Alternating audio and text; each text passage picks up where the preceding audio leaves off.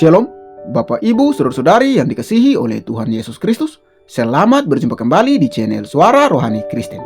Pada kesempatan malam hari ini, kita akan sama-sama mendengarkan khotbah yang akan disampaikan oleh Ibu Pendeta Dewi Basjir dengan tema Selaras dengan Rencana Tuhan. Dan sebelum kita mendengarkan khotbah pada malam hari ini, saya akan membacakan satu ayat firman Tuhan yang terambil di dalam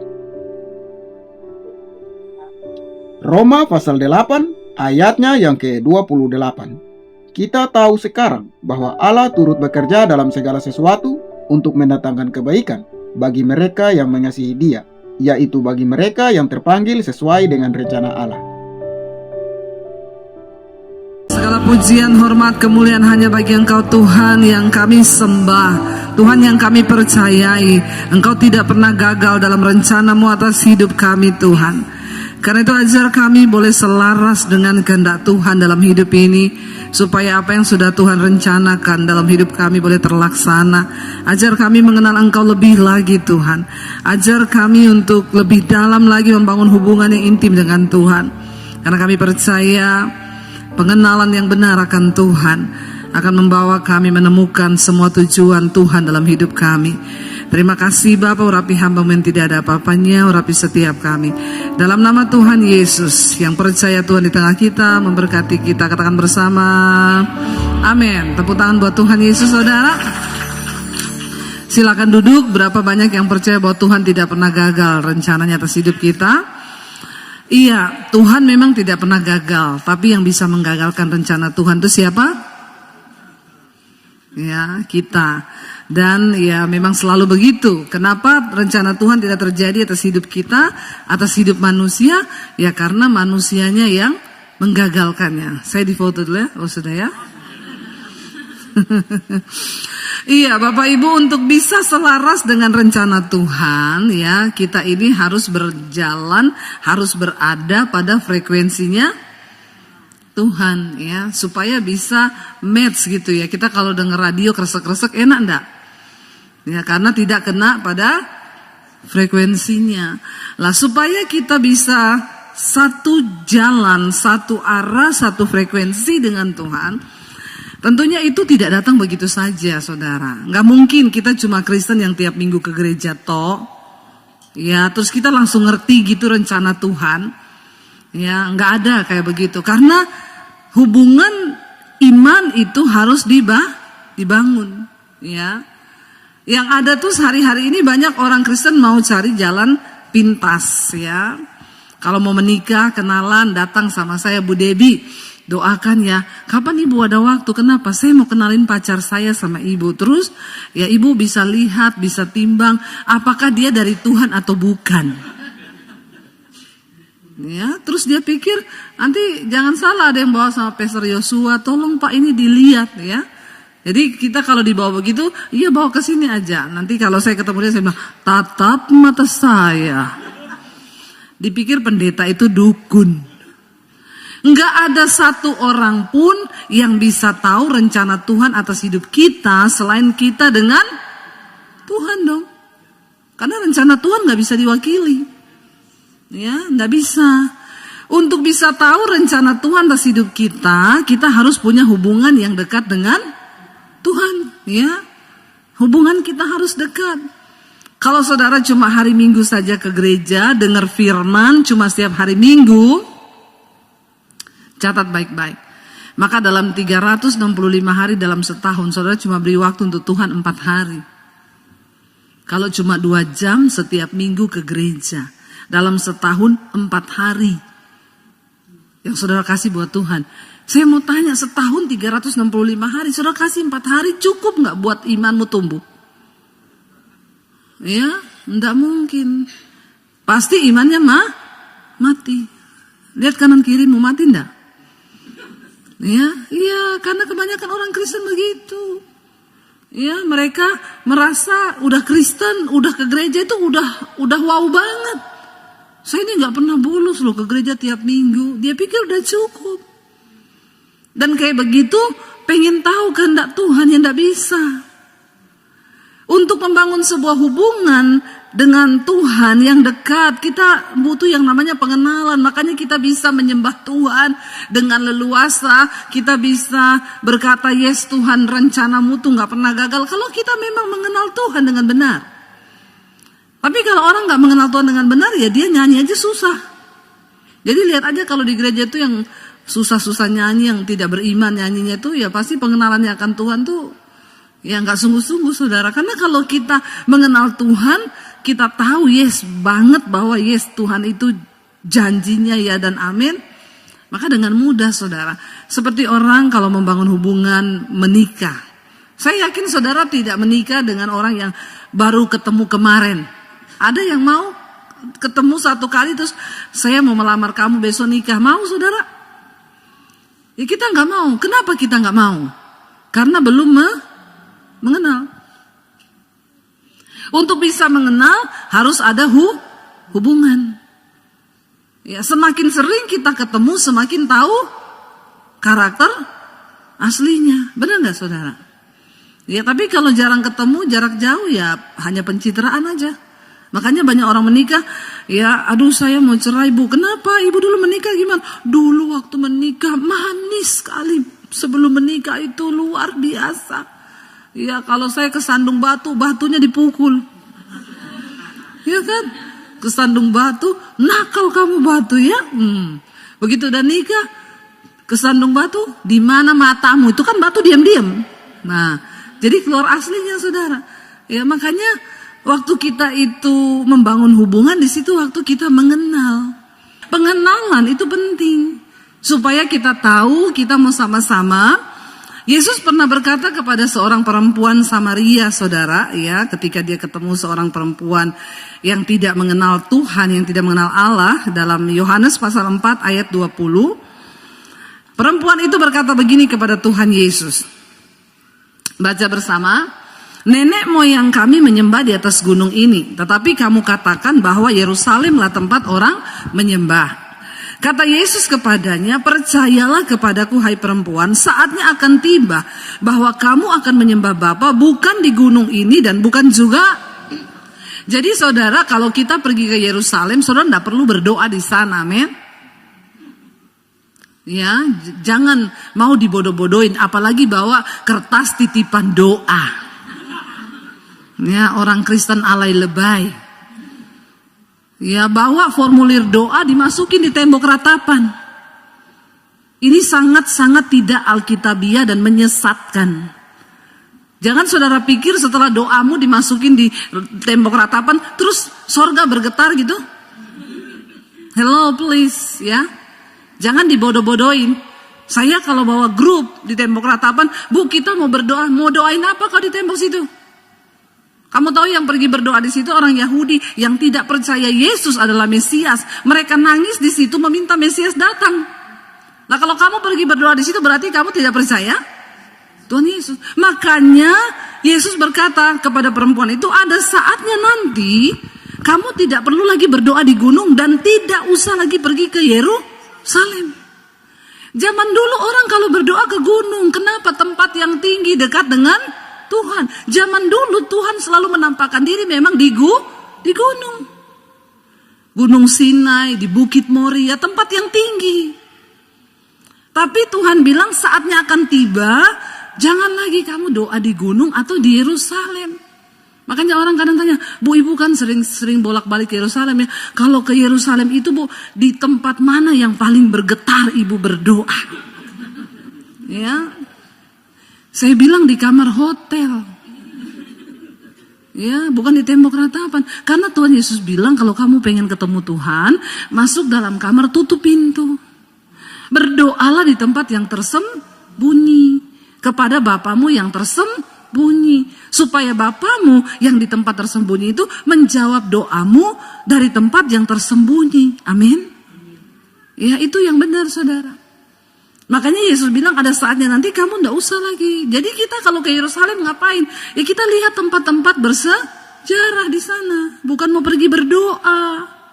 Ya ada kalau saya mau berangkat, bu dengar-dengar ibu mau ke Yerusalem ya. Iya kenapa? Titip dong bu. Pokok doa buat masuk ke tembok ratapan. Saya bilang ndak usah titip pokok doa, titip amplop aja. Ya toh? Begitu kan? Ngapain titip-titip doa? Nggak usah, saudara.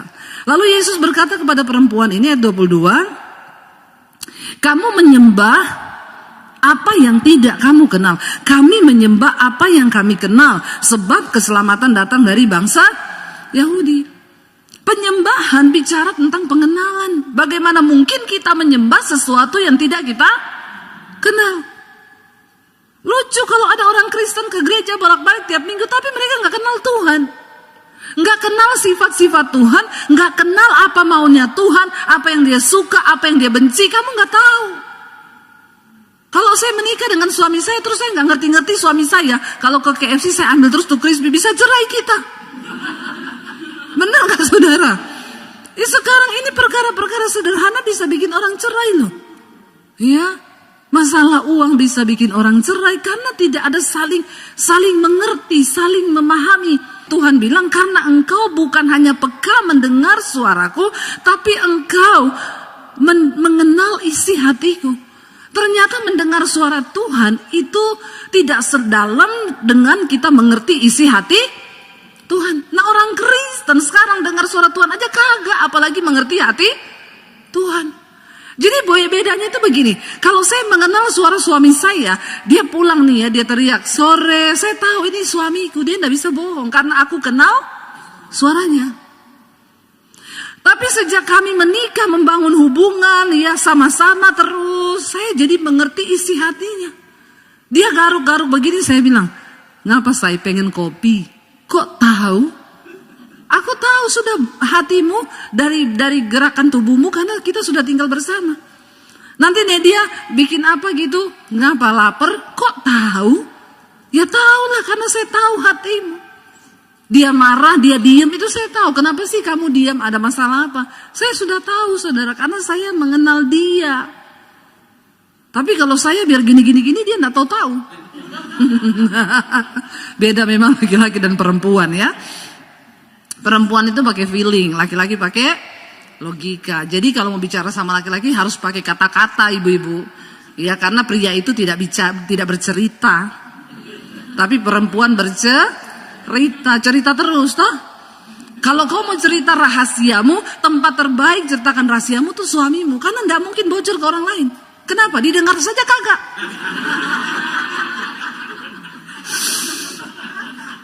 Haleluya ya. Enggak lah, didengar lah saudara ya. Tapi beda memang ya. Nah, ketika kita membangun hubungan sama Tuhan, kita bukan hanya bisa mendengar suara Tuhan, kita ngerti hati Tuhan. Dan ini goalnya loh menjadi Kristen. Kalau kita bangun hubungan intim dengan Tuhan, kita ngerti apa maunya Tuhan. Waktu kita jadi orang Kristen yang ngerti maunya Tuhan, wow enggak? 3 kali. Itu baru benar. Kita ngerti kehendak Tuhan, kita ngerti hati Tuhan. Tuhan belum suruh kita sudah bikin. Wow, kita ini jadi anak yang menyenangkan enggak? Kalau kau punya anak, anakmu belum kau suruh, dia sudah bikin, senang enggak kau? Ya, dia enggak minta apapun kau kasih toh? Benar enggak?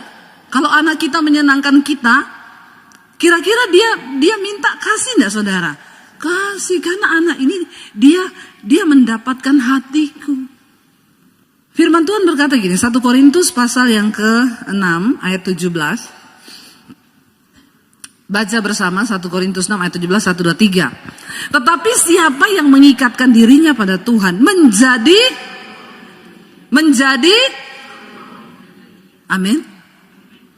Siapa yang mengikatkan dirinya dengan Tuhan menjadi satu roh dengan Tuhan. Wow enggak? Dan ini goalnya kita loh jadi Kristen. Karena waktu Tuhan Yesus datang, dia mencari orang yang serupa dan segambar dengan dia. Gambar diri Allah dalam diri manusia itu rusak karena dosa. Nah, ini saya kasih tahu sama saudara supaya saudara bisa jelaskan kalau ada orang yang tanya. Karena Alkitab bilang, siap sedialah kamu untuk memberikan pertanggungan jawab terhadap orang yang tanya tentang imanmu. Amin. Jadi kalau ada orang tanya, lu kan Kristen ya, kenapa Tuhan Yesus mati? Lu gak usah gini, tunggu ya, tak kasih nomornya Pastor Yosua ya, ini gembala saya. Nanti tanya aja sama dia. Nggak boleh loh saudara. Karena kalau dilihat dari segi umur saudara itu harusnya jadi pengajar. Siapa yang udah Kristen lebih dari 10 tahun? Angkat tangan yang udah Kristen. Ini baru kemarin mualaf ya? Atau murtadin ini? Baru murtadin ya kemarin ya? Yang sudah lebih dari 10 tahun jadi Kristen, angkat tangan. Sudah tua kau sayang. Ya, bilang kanan kiri, udah tua kau. Ya, dan ditinjau secara umur harusnya kita ini udah jadi pengajar loh. Tapi kenapa kau, ya Rasul Paulus bilang, tapi jangankan jadi pengajar, asas-asas tentang kekristenan saja kau masih harus diajar. Kenapa? Karena enggak pernah cari Tuhan, enggak pernah kenal hati Tuhan, enggak pernah baca Alkitab. Enggak pernah baca Alkitab. Saudara, Yesus itu mati, kita ini kan tadinya diciptakan serupa dan segambar dengan Allah. Tapi akibat dosa, gambar diri Allah dan diri manusia itu rusak. Makanya ayat firman Tuhan berkata, waktu kita dijadikan, Tuhan menciptakan kita serupa dan segambar dengan Tuhan. Ya, ada roh Tuhan dalam diri manusia. Tapi karena manusia jatuh dalam dosa, gambar diri Allah itu menjadi rusak. Kita kehilangan kemuliaan Allah dan upah dosa itu maut. Kita semua ini terhukum, terkutuk di bawah hukum maut, hukum dosa. Tuhan Yesus datang ke dalam dunia. Kalau ditanya kenapa Yesus mati, memang dia datang untuk mati. Dan Tuhan datang sebagai manusia untuk memberikan contoh kepada manusia, ini loh yang harus kau tiru tuh ini. Dia datang sebagai manusia. Waktu Yesus mati di atas kayu salib, semua orang yang menerima kematiannya, darah yang tercurah, menyerahkan diri, bertobat, mengikatkan dirinya dengan Allah, dikatakan dia menjadi satu roh dengan Tuhan. Gambar diri Allah dalam diri kita kembali diperbaharui. Nah, ketika Yesus datang kali yang kedua, dia akan cari orang-orang yang serupa dan segambar dengan dia. Makanya kita perlu punya roh Allah, mengikatkan diri dengan Tuhan. Bagaimana mengikatkan diri dengan Tuhan? Masuk dalam keintiman hubunganmu dengan Tuhan. Ya, memang ada harga puasa. Puasa di sini bukan intermittent fasting ya, 16 jam, mau kurus. Itu mau kurus. Ya. Kalau puasa mencari kehendak Tuhan, kau doa, jangan cuma intermittent toh untuk kurus. Sekarang kan luar biasa loh orang-orang ini karena mau sehat ya. Jadi saya sekarang berapa? 16 jam, 18 jam, 24 jam. Ya, tapi cuma mau kurus. Bukan mau rohnya dibaharui. Bagus saudara mau kurus, bagus. Sehat itu bagus. Tapi itu bukan jaminan umur panjang. Kau nge-gym bagus, tapi itu bukan rahasia umur panjang, bukan. Kau nge-gym tidak akan menambah 1 jam dari hidupmu. Enggak. Karena hidup mati kita tuh di tangan Tuhan. Ya, kalau orang olahraga terus nambah, saya pernah protes tuh, ada satu coach ya terkenal di Instagram, dia bilang gini, 1 jam Anda berolahraga menambah umurmu 5 menit. Oh, langsung saya masuk. Jangan sombong kau. Biar dia coach terkenal, enggak masalah. Saya ini hamba Tuhan yang harus meluruskan firman Tuhan. Enggak peduli saya. Jangan sombong. Manusia enggak bisa tambah umur 5 menit sekalipun. Karena hidup matimu tuh di tangan Tuhan. Kau sudah lihat tuh atlet gym mati ketiban alat berat. Di gym toh. Mati ketiban alat gym toh. Patah leher, ya enggak? Ya, itu sudah nambah berapa jam itu dia olahraga tiap hari. Nambah berapa menit itu umurnya itu, coba. Kalau 1 jam 5 menit, dia seumur hidup itu sudah gym terus, berarti udah nambah berapa menit. Tapi buktinya masih muda mati. Nggak boleh sombong, karena hidup ini di tangan Tuhan. Saudara mau makan putih telur 2 pagi hari, dada ayam 500 gram siang hari, bagus. Tapi itu bukan untuk umur panjang, cuma untuk hidup Jangan salah loh ya. Nanti kita jadi orang yang takabur. Kita pikir karena kita mau umur panjang, makan sehat. Jangan percaya itu. Jangan. Kalau kau percaya itu berarti kau tidak mengiyakan kuasa Tuhan atas hidupmu.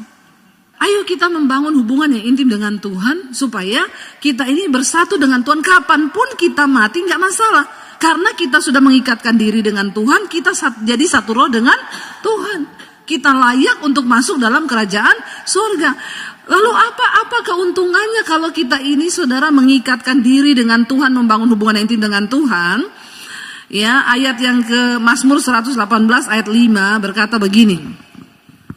1, 2, 3. Dalam kesesakan aku telah berseru kepada Tuhan. Tuhan telah menjawab aku dengan memberi kelegaan.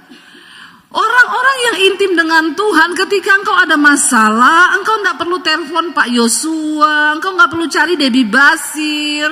Waktu engkau ada dalam masalah, kau cukup datang kepada Tuhan, masuk kamar, tutup pintu, berseru kepada Tuhan. Iya, berseru. Dan ayat ini berkata, Tuhan menjawab aku dengan memberi kelegaan. Seringkali hal yang paling kita butuhkan dalam hidup kita tuh bukan jawaban doa, tapi kelegaan. Tuhan mungkin tidak memberi yang kita minta, tapi engkau diberi kelegaan, itu sudah satu kemenangan yang begitu luar biasa. Kenapa orang bunuh diri? Kenapa orang mengakhiri hidupnya? Kenapa? Karena mereka itu tertekan, tidak ada kelegaan dalam dirinya. Nah, orang yang punya hubungan dekat dengan Tuhan, apa-apa cari Tuhan, ada masalah datang sama Tuhan, duduk di kaki Tuhan, engkau bisa menikmati kelegaan yang dari Tuhan. Orang biar punya uang banyak saudara, kalau hidupnya stres, tertekan, buat apa? Kita bersyukur mengenal Yesus sebagai Tuhan. Tadi Yesus bilang kamu menyembah yang tidak kamu kenal, kami menyembah yang kami kenal. Kita mengenal Tuhan lewat Yesus Kristus. Kita bersyukur jadi orang Kristen, kita punya Tuhan, ada namanya, ada fotonya, amin. Benar saudara. Loh, itu perlu kita syukuri loh. Ada namanya Yesus, ada fotonya. Karena manusia itu menginginkan gambaran. Iya. Dulu saya waktu belum percaya Yesus, saya kalau mau berdoa, saya sulit membayangkan muka Tuhan itu seperti apa. Karena kan kita lebih suka berdoa ada gambaran gitu ya. Dulu saya mencari wajah Tuhan tuh kayak apa, kadang saya tidak menemui, kadang yang muncul bayangan hitam besar, gak jadi doa, saya lari keluar, takut saya. Ya, kita bersyukur, kita punya Tuhan, ada namanya, ada fotonya.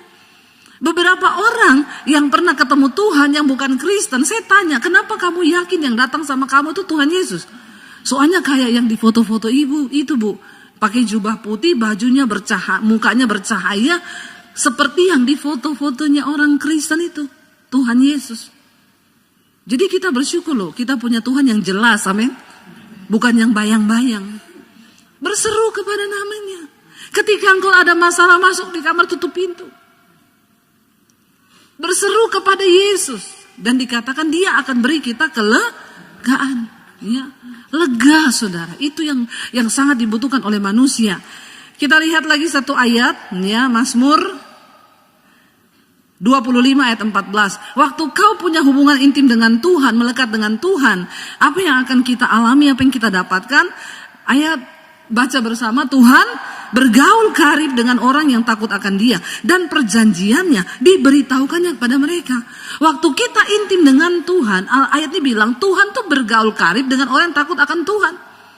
Artinya kita ini dikatakan menjadi sahabatnya Tuhan. Menjadi sahabat Tuhan, wow enggak? Saudara mau jadi sahabat karibnya Tuhan? Ya mau dong saudara. Dan kalau kita jadi sahabatnya Tuhan, dikatakan Tuhan akan kasih tahu jalan-jalannya, perjanjiannya, rencananya. Ya, kita ini jadi tempat curhatnya Tuhan.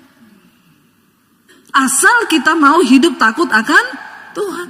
Kita kalau mau cari sahabat aja manusia, kita kan pasti punya kriteria dong. Nggak mungkin lah kita baru ketemu orang terus, aku mau curhat ya sama kamu. Tahu nggak rumah tanggaku itu begini-begini? Nggak mungkin lah ya. Kita curhat sama orang yang paling kita kenal dan kita percaya untuk menjadi sahabat, tempat curahan hati. Kalau ditanya Bu Debbie itu ada sahabat? Nggak ada, sahabat saya cuma satu, suami saya. Suami saya juga sahabatnya ya saya. Tempat curhat saya ya dia, nggak ada yang lain. Saudara, ketika kita ini menjadi sahabatnya Tuhan, Tuhan juga curhat tentang rencananya sama kita. Dia kasih tahu perjanjiannya, dia kasih tahu jalan-jalannya. Dan itu wow banget kan? Waktu Tuhan jadi sahabat, kita jadi sahabatnya Tuhan, itu kan sesuatu yang luar biasa banget kan. Kita gak sembarang bikin keputusan. Kita gak pernah tahu apa yang akan terjadi bahkan 5 menit ke depan. Dunia ini makin tua, keadaan zaman semakin berubah. Kita ada di akhir zaman. Dan Tuhan berjanji orang yang hidup dekat dengan Tuhan, mereka tidak akan pernah ditinggalkan. Karena Tuhan akan tuntun langkah kita. Karena Tuhan akan kasih tahu jalan-jalannya kepada kita, rencananya kepada saudara dan saya. Amin. Biarlah keinginan rindu hati kita cuma satu, kita mau bilang, Tuhan, kami ingin mengenal Engkau lebih dalam lagi. Bangkit berdiri bersama saudara. Terima kasih Tuhan. Bapak, Ibu, saudara-saudari yang dikasihi oleh Tuhan Yesus Kristus, kita telah bersama-sama mendengarkan khotbah yang telah disampaikan oleh Ibu Peritri Basjir dengan tema selaras dengan rencana Tuhan. Kiranya lewat khotbah yang telah kita dengar pada malam hari ini memberkati setiap kita orang percaya. Dan di akhir video ini kita akan sama-sama menyaksikan suatu renungan firman Tuhan yang akan disampaikan oleh Ibu Cornelia. Selamat menyaksikan. Tuhan Yesus memberkati. Selamat malam buat mama yang diberkati oleh Tuhan. Biarlah pada malam hari ini mari kita mau mendengarkan firman Tuhan lewat Mazmur 26 ayat pertama hingga ayat yang ke-12. Judul bacaan dia katakan, doa mohon dibenarkan oleh Tuhan, dari Daud. Ayat yang pertama, berilah keadilan kepadaku ya Tuhan, sebab aku telah hidup dalam ketulusan. Kepada Tuhan aku percaya dengan tidak ragu-ragu. Ternyata lewat firman Daud katakan bahwa aku tidak ragu-ragu dengan Tuhan, sebab aku telah hidup dalam ketulusan. Di dalam ketulusan daripada Daud, tidak pernah dia bimbang ragu, tidak pernah dia andalkan kekuatannya sendiri, tapi dia katakan dia tidak pernah ragu-ragu, hanya kepada Tuhan sajalah dia menyerahkan hidupnya kepada Tuhan, sebab dia tahu bahwa bersama Tuhan, Tuhan pasti akan membela dia.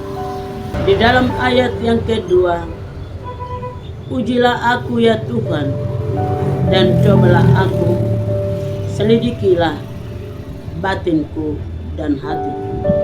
Di dalam ayat yang ketiga dari Mazmur pasal 26, sebab mataku tertuju kepada kasih setiamu, dan aku hidup dalam kebenaran.